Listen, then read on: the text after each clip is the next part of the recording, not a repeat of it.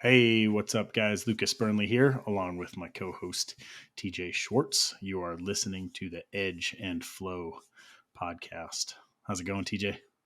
Oh, I'm doing great. Nice. About to take a week off, so it's like the Yeah. first week off that doesn't involve having a baby in Yeah. probably years.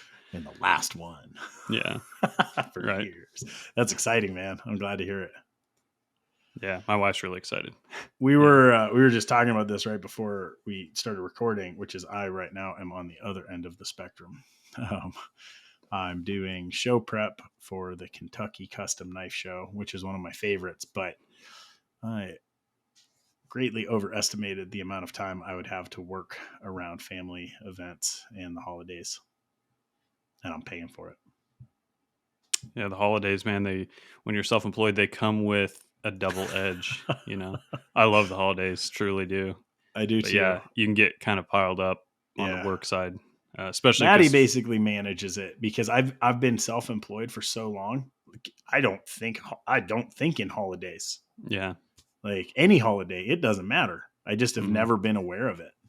And if you're selling stuff like directly, I mean, Yep. Q4, fourth quarter of the year is always the boom 3 months, Yeah. November, December, it's big time. So it's like you're going one way with your personal life and then demand and business is going the other way. I know, man. Yeah. Scheduling.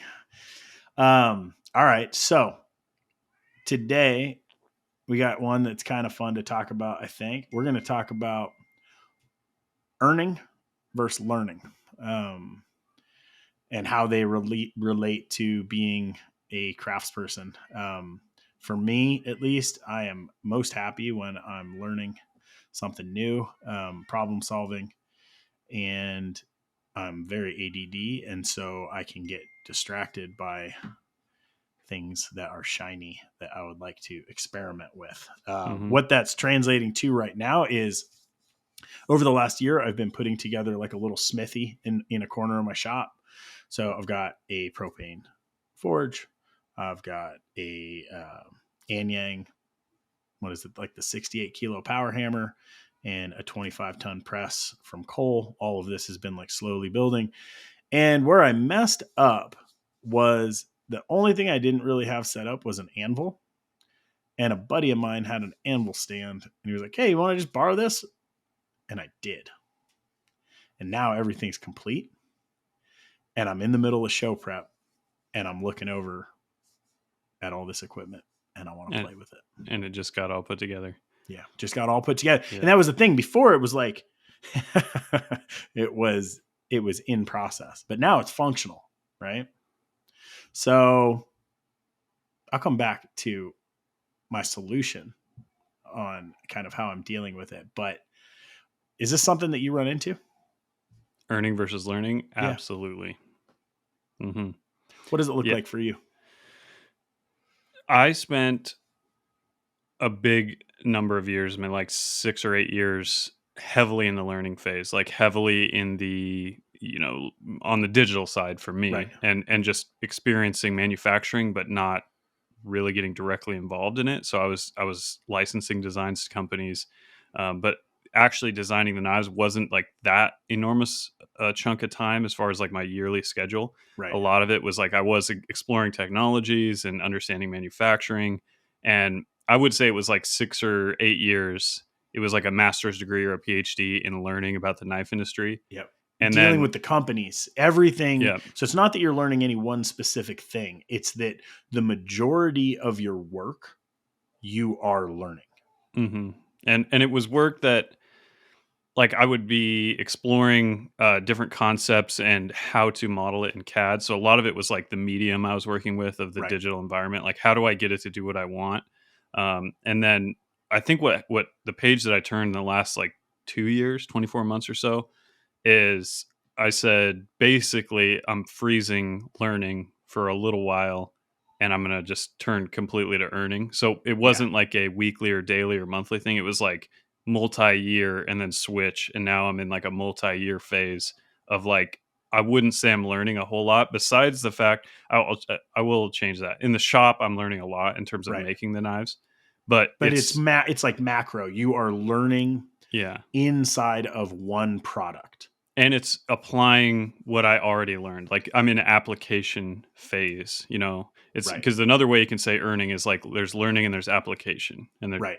that's what I'm doing now is application. And Right. so I'm not. I learned how to run a CNC, but because I was so familiar with them in CAD, it wasn't quite that big of a learning curve, and Right. so is mostly application. So you're in refinement now, Yeah. basically. Hmm. Like I'm working through a batch of folders, and because of all the changes over the last couple of years, like I haven't been doing what I like my production. I've made mistakes that I never make, and they're just oversights because the muscle memory is not there. Um, and it is super frustrating because it's crunch time. And so Hmm. where I'm at is basically I take notes on every build I do. Um, and so it's been pretty good. Like a lot of the mistakes are really like minor things, just as far as like setup, but just oversight. So basically, take the notes through a batch, implement the changes on the next batch, and that is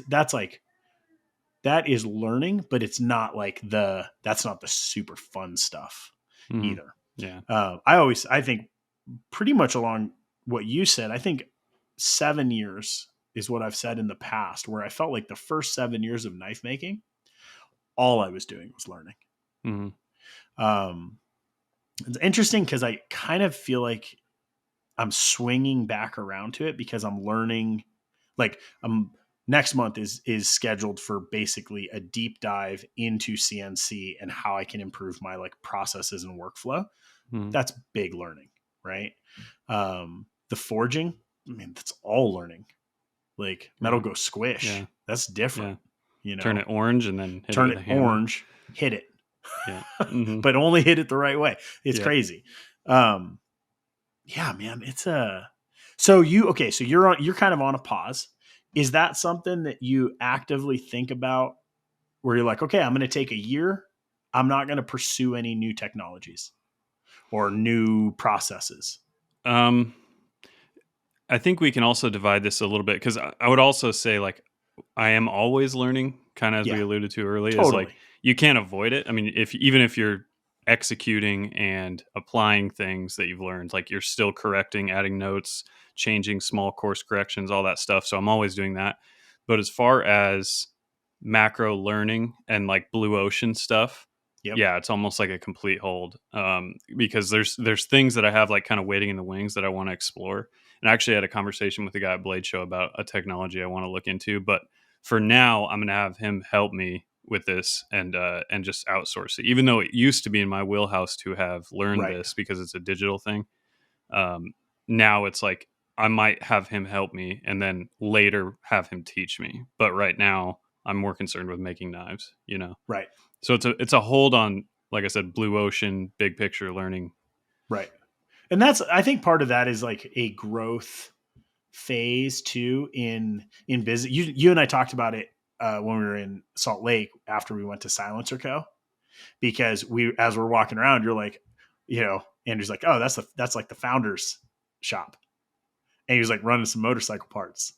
Hmm. He's at a point where he can go back to learning because the systems are in place, the work is you know in production, but he is still wanting to keep his hands in probably the technology, the processes, but it's not directly tied to like the output of the company, Hmm. Yeah. which is pretty fun. Yeah, it's all. I've likened it to you're building a train or something. You start with the Yeah, engine, and then you can start adding cars to the back. yeah, And then pretty soon you can go to the very back, and there's a hot tub, and you yeah. got someone driving at the front. Like, Yeah, and that sounds pretty good. but if you don't have the engine running, you're not going anywhere. So Yeah, that's where it starts. so pretty good. I think we have established this. You have a different type of ability to focus than I do. Um, I think you I might get give me scattered. more credit than I deserve I with the might, focus. maybe. I don't know. I can get pretty scattered. I think it's output based, and the ability to be like, all right, I'm working on this one model. I'm going to improve this model, and we're just going to roll for even the thought of like I'm putting learning on hold. Mhm.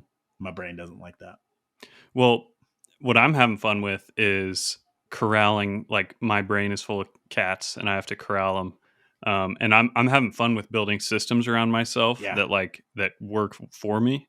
And so I like the concept of systems that work for you, Yep. and then eventually you work for the system. Yeah. And so that's kind of a weird transition to think about, but it's kind of like what I was talking about, where if you have a company that you're building, and you then, even if you don't hire someone, like if you have a system, like you said, where you take notes, this is how I do anodizing, this is how I do this, like you're referring to those notes and it is telling you what to do. Yes. And that's ultimately what you want to be happening for performance in the long term. Well, that is, I And mean, that's like a basic principle, right? Which is like, ideally, you don't want to solve the same problem twice. exactly.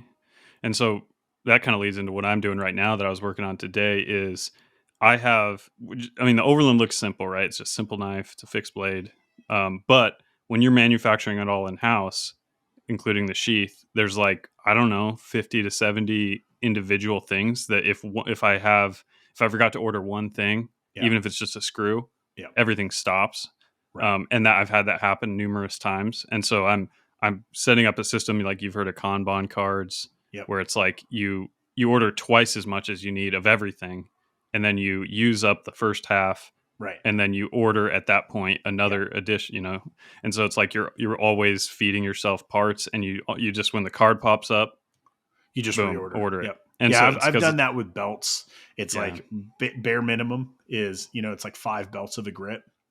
And then when I hit that 5, I order my full restock, whether that's Mhm. like 25 of a grid or Yep. whatever it is. I do the same thing with hardware, screws, Yeah. because you're creating a little bit of a cushion in there if there's a delay on the backside. Hmm. Um, But in addition to that, there's a cost to it, there is. because it's easy to tell yourself, like, well, I'm going to buy twice as many Yeah. sheets of Kydex or clip screws or whatever, and you're like, well, I would have spent that money anyway, I'm just buying more up front. Well, that's not Right. totally true, Right. because if you always have inventory on the shelf, that's cash not in the bank. Right. So it's like the purchase, like if I'm going to order, what I've been doing is like I want to have enough of each thing for 100 knives all the Yeah. time in Yeah. back. And that backlog of 100 knives of parts is a sunk cost that will not be recovered, because you now have cash, like I said, literally sitting on the shelf that would have been in your bank account otherwise. And so really for me to do this, I just have to be willing to commit the money, to do it. Right. But it's a must. And I'm trying to think how this ties exactly into the learning versus earning, but I It's think all that's what I'm learning. describing is like, Yeah. in the earning sphere of like moving this forward, I'm learning how to do these things. Right. But Yeah, it's, that's the beauty, I think, of what we do, and probably why, if learning is what I would do untethered from financial responsibility, why this as a career still works. Be mhm, like, for instance, on this batch of folders, I cut my locks in a completely new way. I cut them on the milling machine. I cut them flat instead of, like a radius lock face.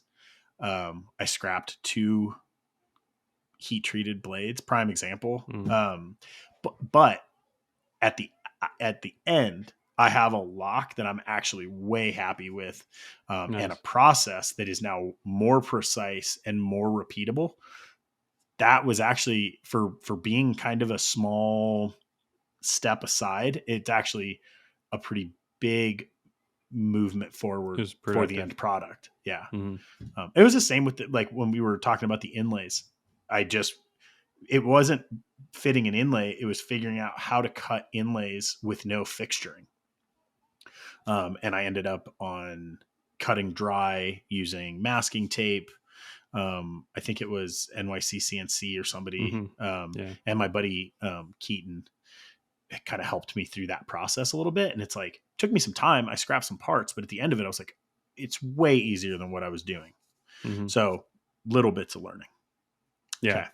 So the other, like, bombastic, excited type of learning, where I kind of ended up with the forging thing, what I realized is, like, there's no real desire to like integrate forging into the business for like financial gain. Hmm. Not really. but it's like a pressure release kind of thing. It's really fun just to go and use my hands in a different way, use my brain in a different way. But it's cool because your eyes are still seeing, like, you have an expectation of precision, but you're trying to get there by, like, driving something with, 4-wheel steering in reverse, kind of like Yeah. craziness. So what's the pressure relief valve that I can do? I can either wait until I'm like not busy, or I can look at it from a standpoint of like, what time do I have? And am I better scrolling Instagram or like doing this activity? So I tied it into two things. My shop's cold in the morning. So what I've been doing is I come into the shop, I fire up the forge, I forge for 30 minutes, totally satisfies my desire. And Especially in the winter, because it's yeah, in the putting out winter, some it's heat. great, man. Like it also has a really interesting side effect. So I'm like, hey, my system is done. I can now start forging. Not actually true.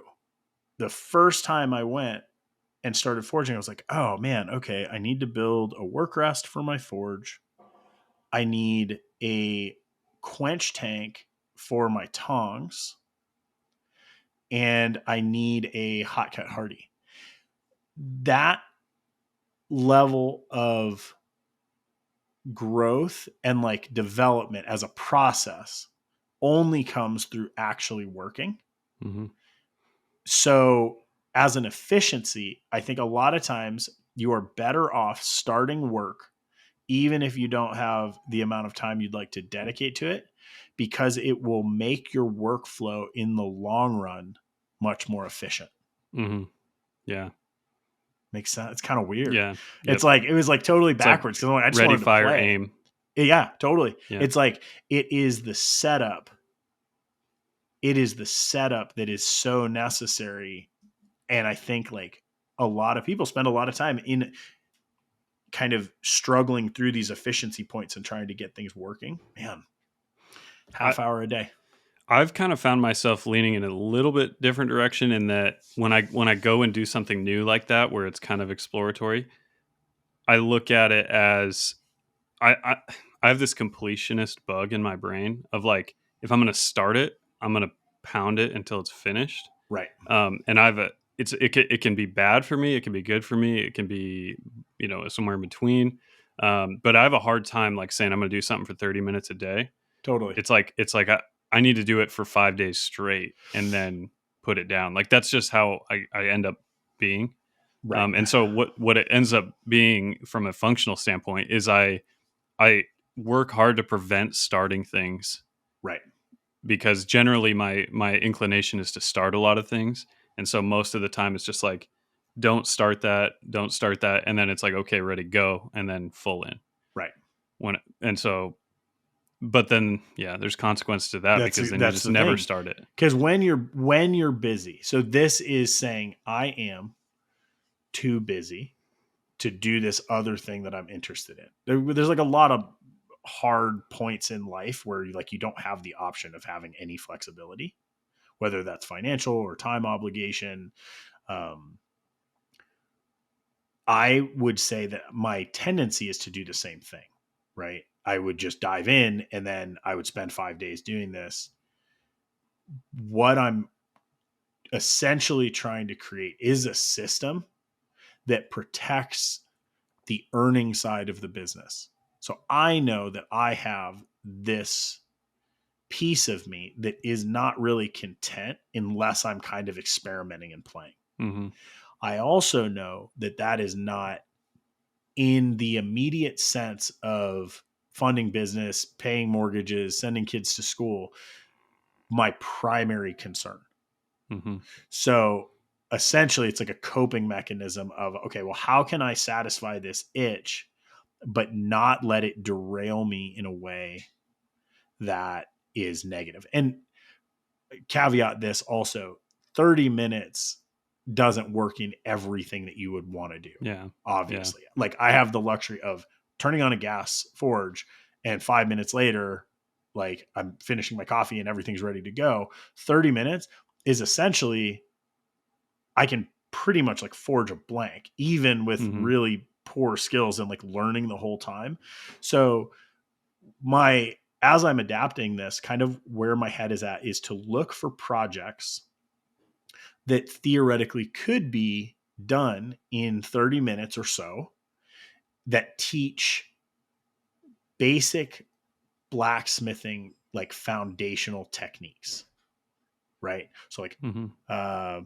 upsetting, hot punching. It's like, can I make a key hook in 30 minutes? Can I make, like, this is going to sound ridiculous, but like the idea of making nails is really fun. Mm-hmm. Is No, so different. It's totally. like just making a nail. Like a square nail. Yeah, square nail, little forged Mm-hmm. upset head. For me, like the first thing I started forging, I was playing with knives, but I realized really quick I have less interest in trying to forge a knife out of the gate than I do like trying to figure out how to forge tongs or a hammer. Mm-hmm.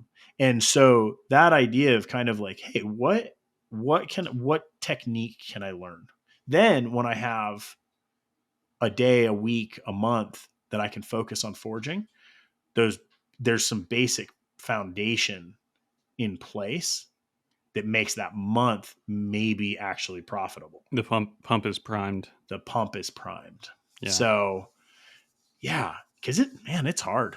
We Mm-hmm. get when you're in it fully, just running the business, it's really easy to let those learning points or like kind of adventure exploratory processes just slip by the wayside.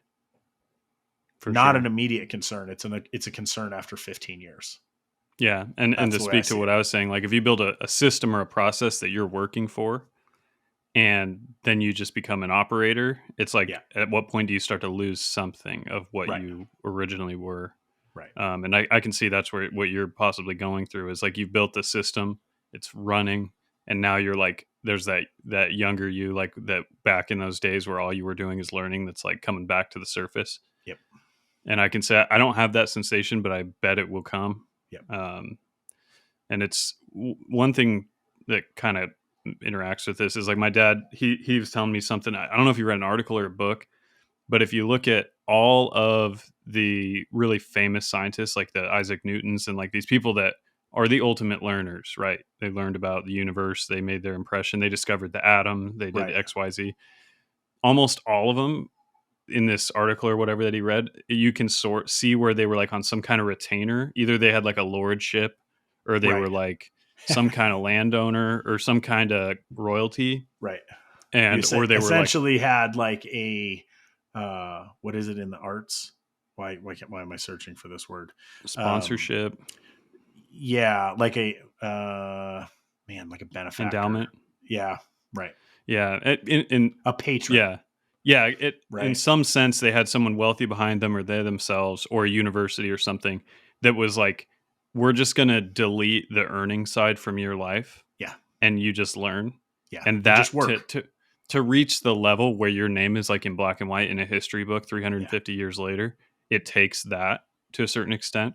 And so part of it is like what are you trying to do, because in some sense we are like trying to do a balance. So you're not trying to become the ultimate forge guy that 100 years from now you're like the absolute historical figure of right, forging. I presume that's not like what right. you're trying Yeah, to no. do.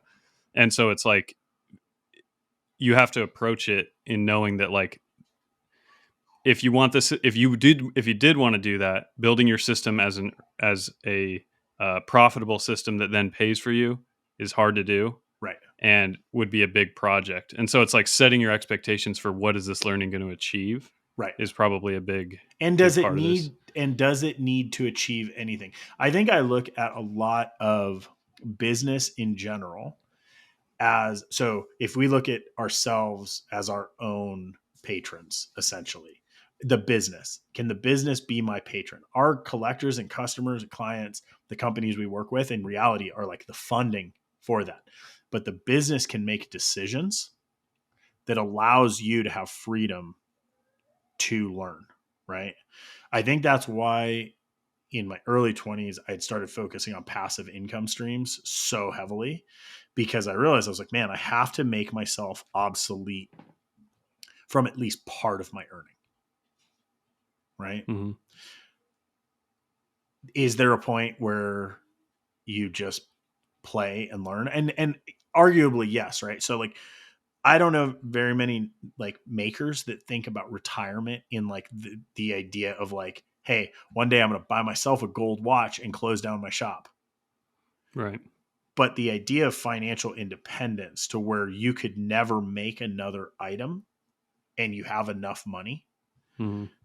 I think that's like where, the shop gets really, really nicely outfitted and you're basically building whatever you Yeah. want. I see that Turn as retirement. turn your money-making machine of a shop into a toy Into at a certain point. another version of a toy. Yeah. Right. Mm-hmm. Someone like on the forging side, someone who I think is really interesting from the standpoint of kind of like what they're doing and what they're building is Liam Hoffman, Yeah. because is he is building, I mean, it's like he's building a company that someone would have built 200 years ago. Mm-hmm. Very much so. Full, it's like building, Grunsfors Brooks or something. It's really impressive to watch. And like the way that he looks at the end product, but also the production methods and how he gets there. I mean, it is wild to see. Yeah. And because of that, the volume is there. He's a young guy. 20 years from now, I would imagine a lot of those processes can be done in a way that they're teachable. And Mm-hmm. he, at some point, will be able to step away from the components that he would want to. Yeah. Really cool. I saw a while back, he bought it's a duplicating lathe. So he can build axe handles. And oh yeah, this is a prime example. Like his work is super labor intensive.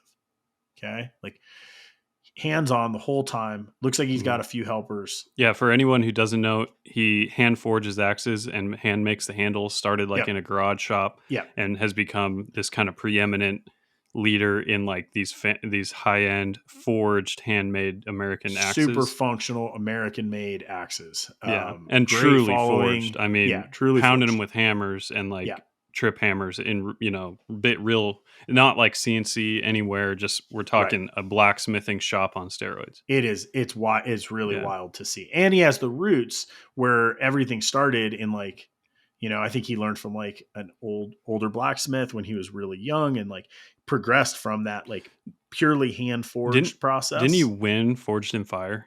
Yeah, I think he won Forged in Fire. Yeah, he's super talented. When he makes knives, the knives are beautiful. Like I would say that like I think of him as like a traditionally trained blacksmith in a way. Like I think he has a skill set that like is not just making a knife or making an axe. I think he understands like the conceptual and functional aspects of blacksmithing at a very high level. The process is the product. Process is the product. Okay, so here's where this diverges, right? So he's got this line. This is how they build product. He adds a duplicating lathe. He can now produce his own axe handles internally, right, without a draw knife. Okay, but he can also open that up and produce axe handles for other makers. That is, he took his skill set, he figured out a way to automate a component of it, and now that he was able to step away from in some way, and that's a passive income stream. And it's creating value inside of our business. So it's like even someone like him, where he's so like, he's probably like one of the hardest working makers. Like you look at how they work and they just work. He's a beast. He's a beast. It's really cool to see even in there, he's able to take some time and develop a new process, develop a new income stream. Pretty impressive. Yeah. It's like he's an individual from another era. Definitely. And it seems to serve him well. Yeah. Yeah. That's pretty cool. True. I don't know, man. My head has been on it a lot lately, I think, because like as for me, as I get especially around show prep, two things happen. I get anxious, and the anxiety like supercharges my creativity. Has always happened. Um, if I could figure out a way to fake that system, Inject pure adrenaline in. yeah, inject pure adrenaline as creativity, it would be amazing. Because what happens is I start solving problems in a different way, but I also start having ideas and balancing that around a hard deadline is is, is really interesting. Here's an interesting thing that I've read actually a fair bit about. So it kind of alludes to this. So like stress in general Yeah. is kind of demonized, I guess, in Right. modern culture. It's like it avoided at all costs, like don't work the stressful job, et cetera, which Right. is to some extent true. But there is some science that like there is an amount of stress that is required to live and to live fulfilling lives. But in 100%. addition to that, the the view that you have on stress is something that is different now than it used to be in like 100 years ago for most people. In Right. that it what I've read is that like if you perceive the stress to dismantle your abilities and it's your enemy and it's a problem and it is slowing you down, it's stopping you, it's making you anxious. If you perceive it that way, it actually fulfills itself in that way Right. and it does those things. But if you have the same stress and you look at it as a tool, it like greatly improves its impact on you. And it actually it's all about perspective on stress. And there's this Yep. huge study that I read about that. And it's fascinating. And it's alluding to what you're saying right now is like when you feel stress, when you feel anxiety, think of it as a motivator. Don't Yep. think of it as the enemy. And then you harness it. And It's it's fuel. something I've been working on. Yeah. Yeah. And Use it. there's different types of stress. That is the big takeaway. My old therapist, he was an executive coach as well. I really like this guy. He helped me just in an insane amount in like everything from personal stuff like through the business. But we had a conversation around that, which was there is a baseline of stress that high achievers, like there's this stress flow state, like balance point that people try to maintain. Like if you're, if you're like, doing like you're on like the nootropic, like neurohacking, biohacking train, like you're actually looking at this and going, okay, if I can maintain like this level of stress and like creativity, there's an efficiency around that. Pretty wild. Their brains are cool. Yeah. So Yeah. mine, I don't know. I don't know that I would want it all the time. It comes in bursts. And again, I think a lot of times it's around a hard deadline. But there's usually like a drain on the backside of it. Right. Over the years, I've gotten better at accepting like the process, you Mm-hmm. know, the idea that like, okay, like this is a phase. I'm in it. I'm going to like capitalize on it. When it goes away, not trying to chase it, but just allowing like, okay, cool. That's foot off the gas for a little Mm-hmm. while. Mm-hmm. Um, Would you say you end up with more anxiety or stress in a learning or an earning phase? Or are they similar? for me, bad stress and anxiety comes, I would say, more around, and it's weird because earning itself, if it's developmental, is really exciting. If I feel like all I'm doing is working for the money, I start to resent that. Hmm. There has to be like some other component. Or there, I think in reality, like if you look at the way that you run your business, there is almost always something that you could do that would either make more money or like I guess make more money inside of the business or outside of the business. Mm-hmm. So if that was your sole driver, there's a good chance that you don't have the business you have. Yeah. Yeah. Maybe that's not like 100% accurate. Like if we just look at it inside of our businesses, I Mm-hmm. think that you could easily make decisions that would make you more money, but make you less happy. Mm-hmm. Right. Mm-hmm. I think I'm still exploring how I react to these things because, like I said, it is a newer era that I'm in where I'm making knives. I think for me, oddly enough, nowadays, the learning part is actually the more stressful part for me Yeah. because I'm in this mode, at least this season for now, of like, I've got to act like action is everything right now, Yep. and like doing things and like move advancing the ball in a sense. And so it's like maybe it's a seasonal thing in my life, but as far as if I try to like just like relieve myself of all shop duties for a month, Yeah. like how you're learning CAD, like that sounds like one of the most stressful things I could do right now. Yeah. And And I would say that's a season, right? Because you're in mhm, development, the lights got to stay on, everything has to run. Like, so the idea of stopping that momentum, it would be super disconcerting, yeah, right? that's true. That's true. It does matter what your momentum situation is, whether you feel plateaued or whether you feel like you're on an upswing. Right. Um, that, there's Well, different. and can you take the time? And I've been Mhm, experimenting with these kind of ideas for a while, and like, I mean, honestly, sometimes they've gotten me into trouble, sometimes they've put me behind, sometimes they've cost me a lot of money. But that's also part of the learning process, right? Which is I look at the way that my business is run, and the like the ecosystem of like what I consider my business.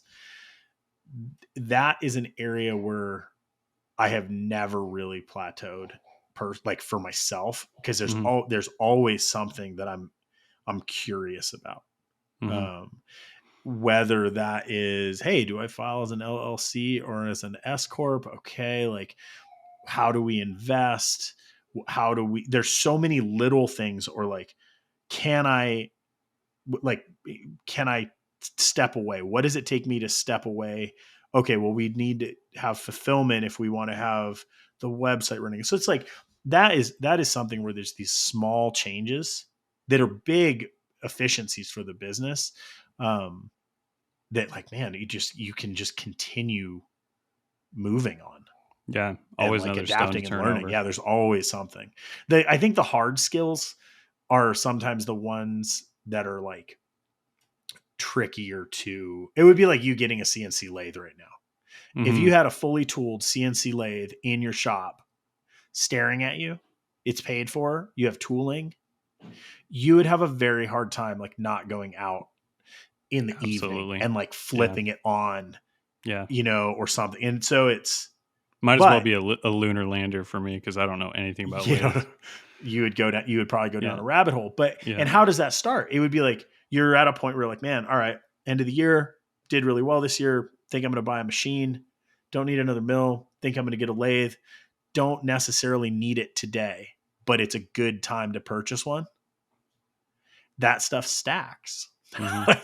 Mhm. Right? Like, Yep. after a while, you're like, man, because that essentially happened for us a little bit. It was like I ended up getting a laser, and then you got 3D printers. You had a more organic kind of process with some of this stuff because it actually fit into your normal workflow. Right. Whereas like when I added 3D printing, I wasn't doing 3D modeling. I was doing everything 2.5D. Like, so I couldn't 3D print anything. So it's like all of a sudden I lost a week and like I made a square. Like, Mhm. you know? Right. Yeah. Yeah. That is one benefit I had of coming to the like. I'll say this to anybody out there: CNC, 3D printing, all that. It all starts with CAD. I mean, it's just that was it. Just like you said, was organic for me, and that's where the difference between you and I is like the organic thing for you is if you stepped in my shop, you would sharpen a knife like compared to when I started, like Right. sharpening a knife faster, better, easier. Stoning and like doing all these The hand. Yeah. handwork, and so that is the learning curve that I've been on for the last couple of years. But that's fortunately on a knife like the Overland that it's mostly technology is what I'm putting into it. Yeah. So it would be it's the next knife that I make that could be like a folder or something Right. where I'm gonna be up against it. You know what I mean? Kind of Yeah. like you buying a 3D printer. Well, but the cool thing that, and maybe this is part of the takeaway here, which is like, if you are a learner, right, and you have the desire to keep progressing and learning what techniques or anything, whatever it is, creating a system that runs efficiently that can fund your explorations is super valuable. Mm-hmm. I don't know that I would say like one or the other. It's like if you look at like investing and you look at like the FIRE movement, right? Like the early FIRE stands for financial independence, retire early. So like the early kind of devotees of that concept were like put everything on hold for 10 years, save, like live off of ramen, live out of your car, save every cent, because in 10 years you'll be able to retire. Man, that's a big gamble. Yeah, it is. And you're putting off a lot of life. I can't say I subscribe to that. Like and I would say that the majority of people, even around those movements, now do not, because they've seen how that shakes out. So I would look at work in a very similar concept, which is if there's something that you're wanting to learn, not putting it off. Like if all you want to do is learn, not putting off efficiency. You need to develop something that's efficient. If you want to, if you're hoping to be more creative and learn more, not putting that off in case of efficiency. Did I get that backwards? Either way, it's like not putting everything off to be efficient or not putting everything off to learn. I think there's a real balance point. Let me say this right now that just occurred to me. The earning phase is full bore in the business, like we talked about for me, but I'm learning a lot about World War II and World War I.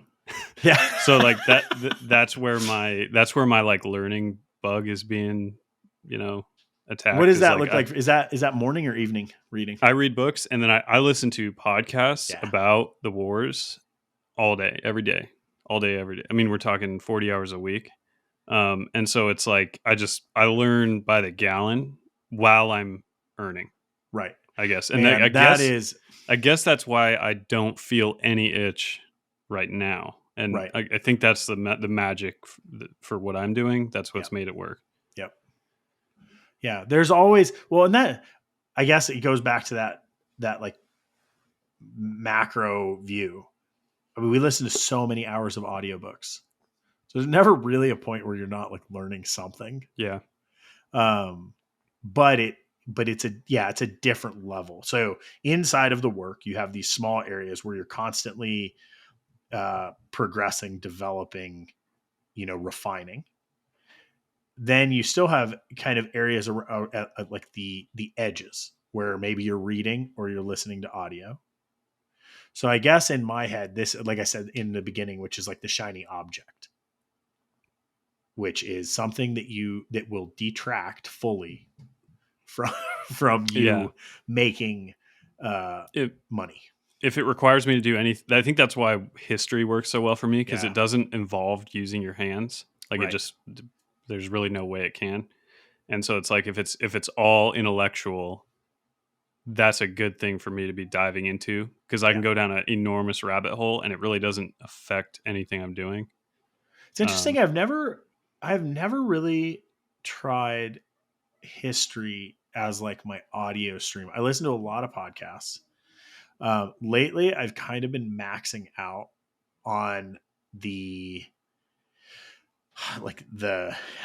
hacks. Like, I listen to a lot of self-help type, Tim Ferriss, like a lot of like philosophical conversations, people that are achievers in different areas, lots of financial stuff, like all over. And lately I've just like, I haven't been biting on it. Like I'll have it on in the background, but it's not engaging. News has had like a similar effect where I feel like I put it on by default, but I'm not really getting anything out of it. So in general, what I would switch to is like fiction. Maybe going into like some history would be a good, nonfiction, but super interesting. The way I view it is I've pretty much abandoned fiction. Like I don't listen to anything. Like if I watch a TV show, I love it when it's historical. Like because I like to be like pacified in like a learning state. Yeah. But knowing something that was actually true is just more valuable at the end of it. Yeah. as opposed to learning something like the narrative of some fictional character, Yeah, unless it's that's like fair. a fictional For approach me, to a it's real movies. event. It's I can't watch them. I love movies. I can't watch a movie while I'm working, but I can Hmm. listen to audio. Yeah. Yeah. History, Um, man. Like I have like a full blown addiction to it, and it does gel perfectly with what I do. right. Cause like I said, it doesn't use my hands, and I can't, it's like if I'm listening to something that's going to lead me towards the shiny object syndrome, like I love the automobile industry, but like Right. I watch car reviews on YouTube all the time, Right. and then it starts to make me think like, I need a winch and bumper. I need Yeah. to like, I should go test drive one. It's just like it's an expensive Hedonic possibility at the end of the treadmill. road. Yeah. Whereas if you listen to history, it's like you can consume a lifetime of history without spending any money, without you ever tying yourself up. Right. It works good, and then it's just kind of cool to know. I mean, you just see patterns in it and stuff. It's pretty cool. Pretty neat. How off topic completely, but like originally World War II, World War One, those are like your primary focuses, or World I've War listened to Two, quite a bit of Civil War, but Civil War. Yeah. mostly World War II, and then I've recently kind of started to move towards World War One. So U.S. wars, Yeah, hmm. right? But That in is the that. But World would you Wars, say you have like a genre? Like, as is that it? Like, how did you well get involved in that genre in the first place? in that Like, what genre, drew? Yeah, well, what drew you into that? World War II always had my attention, I guess. I don't know, just as a kid, like being interested in like thinking tanks are cool, Right. and just I don't know, it just I was just drawn towards it naturally. I don't know. World War II first. I mean, my grandpa didn't fight. He was in the army, but after the war, so like Uh huh. there's not necessarily a direct family tie there. But the reason it really drew me in is like as soon as you start to consume stuff about World War II, it's it reads exactly like fiction. Right. It's like it's Yeah. the same thing as It's listening to amazing. like a Star Wars something, or Yeah. like it's virtual fiction, but then it isn't. Which so it's So here's a question for you. This is where I was going with it, which is if you've been interested in history based around wars, combat, how do you think? Because I guess let me gather my thoughts. Ultimately, you're not a tactical knife maker. I would say, right? Like that was mm-mm. never a Yeah, genre that you yeah. pursued. I would say that a lot of people that were interested in military history slid into some variation of tactical knives. And that Mhm. could be, I mean, you're not building trench knives either. So even if you're like, man, the history is so cool, this knife existed, you have this skill set. Do you feel that your interest in military history affects your design process? Well, I did do the 1942 series, You did do which that. I did the like a World War II era product Yep. design, and that's no more now because I've just focused on knives So wholly. good. But I do want to probably influence some designs with some World War II stuff. But the thing is, I just when it comes to my design philosophy, it's like I just want to use it. Like it's Right. just I don't want to design something I'm not going to use, and like I just there's not like a bone in my body that just thinks about being on a battlefield, and like Right. I just I don't think about using a tactical knife. It just doesn't Right. enter Well, and my. tactical is like is a very catch-all phrase. Like if you think about a Mhm, knife, like tactical does not necessarily mean specifically combat driven.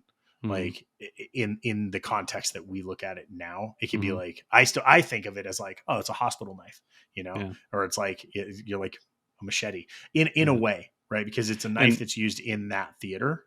I would say in the war, like listening to World War II history and stuff, a big part of what I like listening to is actually a little bit more macro Yeah, than like a soldier. of course. It's a little bit more of like it's like high level chess, 3D chess, and Right. like the politics and the decision making is Yeah. probably like the most interesting part. Like I So read a book. it actually might affect like the way that you conduct your business and negotiations. That might be Yeah, like the inspiration point yeah, more than yeah, from a for product. sure. And even from the standpoint of like I have a lot of inspirations that that I think show up in my work, but they're not it's not something that is like a visual one to one. So I didn't know if there was something where you're like, oh yeah, these types of proportions or like these, you know, I don't know, just like a certain type of line or anything like that if it came out of that like time period for you. But Beside the standard issue series was a very over direct yeah, approach in that regard. But as far as like, for example, the Overland, like I take it back in some ways because like the Overland is designed. The design is based on a Jeep Wrangler, yeah. So which there you is go. the Jeep from World War II. Yeah, So yeah, I mean, if you look at the Overland from CRKT, it's got the Jeep 7-slot grill on the side right. of it. So that's like a Yeah. prime example. And like some of the colorways and stuff, like you've got mattes, you've got, you know, the green. Mhm. So, and then on yours, you have like the little bird's eye handle screws with the brass. Like Yeah. that could feel very like World War II Yeah, to me. I wouldn't necessarily say that the shape is World War II era. But yeah, the palette. Like Totally. anybody that knows me knows I'm obsessed with OD green, and I would tie it to my World War II interest Yeah, because totally. OD green. Yeah, It's the color. So yeah, yeah. If the Overland existed from a visual design process in World War II, it would be like the future. It would be a historical fiction future past World War II, sort of. Yeah, right? like Because the it's standard issue series. What I described that as is like I'm not replicating right. any product that existed. I'm pretending I was designing in that era. Yeah, Something new from totally that era that didn't exist, but I didn't exist. through the lens of that. Yeah. Right. Which is fun. I really enjoy that. I think that is very.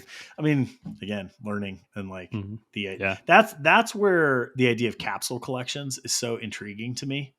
Capsule Because like collections. yeah, capsule collection, like working inside of a concept for design, Hmm. essentially, like creating for on our side, like if Burnley brand did it right, so what would it look like? It's like maybe it is an entire collection that is early 2000s tactical all the way out to like the way the logos are treated, like there's the finishes, really taking it, like doing graphics around patches, and like you drop this thing and it's like a cohesive Yeah. collection.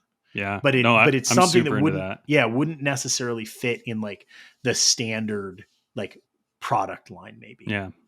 Well, that's a page um out of Ken Onion's book. I don't know if he's yeah, explained it to you, but he'll talk about designing a knife and he'll say he'll put himself in a scenario that is fantastic and wild and interesting and then yeah, think of what the knife in front of him should look like. So he'll be yeah, like, I'm on a spaceship yep, or I'm an Aboriginal tribe yep, member in Australia, yep, backcountry, like, and then design a knife. And then yep. whatever comes out of it is something different. Yeah. Yeah, I think we've touched on that. I do one that I call an aerial, which is it's like really similar. I do bird's eye view, 30,000 feet, and I zoom in. And as I'm zooming in, it's like you're, parachuting in. The scene is coming into focus from large scale to small scale. Mhm. So like I always use it originally around like tactical knives. So like the idea would be like, oh, are you dropping into a desert, an urban environment, a jungle? Okay, as you're coming through, it's like you're starting to see like the machinery and the buildings, and then you're coming in closer and closer, and then like you're ending up on one person and their gear, Mhm. and it's just it's like a fun thought exercise. I think Ken's is like a very similar Mhm. kind of process. Yeah. Are you familiar with Virgil England? I'm not. Okay, so I'm gonna give you some homework. Yeah. Virgil England is one of my all-time favorite knife makers, and I like hesitate to call him a knife maker, but he essentially created an entire world that he pulled his designs from. It's called the Hetlands, and so like he's got like ceremonial knives from like these priests on this side of the country. It Wow. is so cool, man. The No work is kidding. amazing. It's kind of like who's the author of Lord of the Rings? Tolkien. Tolkien. Yeah. How he created a language and all this crazy Yeah. stuff. Kind of like that. Have you It's are you interesting. are you a Tolkien fan at all? Tolkien. I'm not gonna lie. I'm not really in. Just You don't do fiction's fiction. never. I watch So it. I mean, it's kind of good. watch the But documentary on, or not that it's not a documentary. It's like a historical fiction on him, because he wrote those during the war. He was in the war. mm, It's crazy. Like he's one of those people where you look and you're like, how do you exist? yeah, How Like the books are so, and I would also say even not being interested in fantasy, like to read the Lord of the Rings series Yeah. and to it's Think of it as like crazy. a cultural piece from the Think war of it as a period. cultural piece from the war Yeah, period. that's And interesting. just like, how did this guy's brain, like, how does he put that together? Mm-hmm. Pretty fun. That's really cool. I wonder So what he was worried about learning. you said it, Virgil. You Virgil originally England. Virgil England. Okay, Yep. I'm gonna. Knife maker. That's my homework. Yep. Do a little research. Your homework. I got to recommend a World War Okay. II. Yeah, I was going to ask you. There's a audiobook Okay. by. Oh, dude, I've just spaced it. The author's a Canadian guy. We all know who he is. Malcolm Gladwell. Oh yeah. Yep. He did a book on. He wanted to do a World War II book because he's really into World War II, but he wanted to do something no one had done before, and he did it as an audio book only. And Oh, so wow. it's actually has like if it's like a quote from FDR, it's the audio of him saying it. Oh, cool. And so it's kind of like a documentary in an audio form, but it's Bomber Mafia by Malcolm Gladwell. Okay. And it's fascinating. I'll keep coming to you for some recommendations. Yeah, if you listen to that, you'll kind of start to understand like how it can be so interesting and how it can be so addicting, I guess. Man, it's fun. All right. Yeah. Well, I think we should call it, man. I got a lot of work to do. Right. In a short amount of time. I got kids to wrangle and all that good stuff. Like I said, today's my last day. This is kind of my last work commitment of this podcast, and then I'm out for a while. Well done, man. Looking forward to it. Well done. You earned it. Appreciate it, man. Cool. All right, man. That was a fun one. Yeah, catch you later. All right. Thanks everybody. Yeah.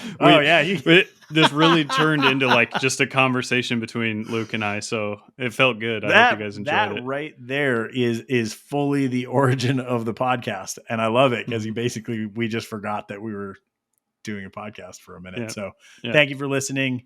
If we don't do another one before, you guys have a great Thanksgiving. Yep. And keep learning. Yes. Yeah, and learning it and earning. Yeah. Try doing both if you can. It's like turn and burn, but learn and earn. Yeah, that's right. Catchphrase. All right. Peace, everybody. Bye.